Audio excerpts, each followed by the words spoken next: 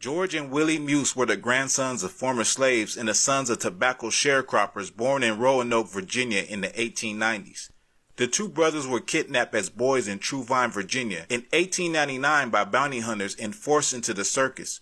Upon their capture, they were falsely told that their mother was dead and that they would never return home. Their mother, Harriet, suspected her sons had been abducted, for it was common for bounty hunters to look for new freak show performers. But with nearly 100 traveling circuses in the country at the time, the chances of her laying eyes on her beloved boys were slim to none. Being black albinos made them extremely rare and an extremely lucrative attraction for a circus promoter. Their owners showcased the brothers in circuses where they were exploited for profit in a so-called freak shows. The Muse brothers became famous across the United States as Iko and Iko, the white Ecuadorian cannibals, the sheep-headed men, the sheep-headed cannibals, and the ambassadors from Mars. George and Willie were forced to grow their hair into massive dreadlocks, which, together with their white skin and bluish eyes, were exhibited as rarities. They were also billed as Darwin's missing links and nature's greatest mistakes. The boys were not permitted to go to school, neither were they paid for their work. They were literally kept in slavery, earning nothing despite thousands of people who paid to see them.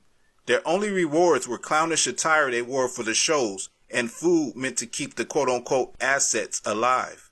One of their owners had found that George and Willie harbored the ability to play any song on almost any instrument, from the xylophone to the saxophone and mandolin, and that made them even more famous and more valuable assets to the owners of traveling circuses.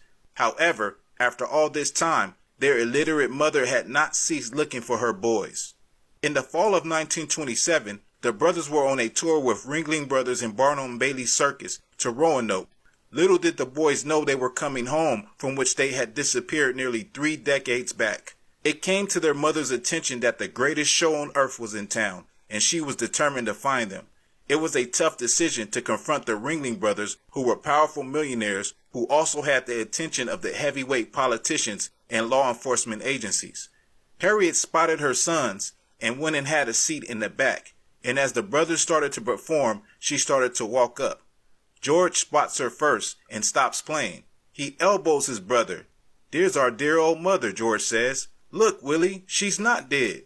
The crowd looks confused as they rush from the stage, folding into her arms and hugging her. A verbal battle ensues between Harriet, the circus manager, the lawyers, and the police. She refuses to leave without her sons, saying, "They are my children," and she convinces the police to let them leave with her at a time when police were headed by the Ku Klux Klan.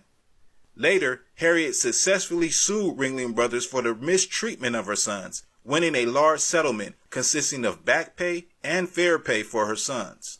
The two brothers later chose to go back to work for the circus as paid employees.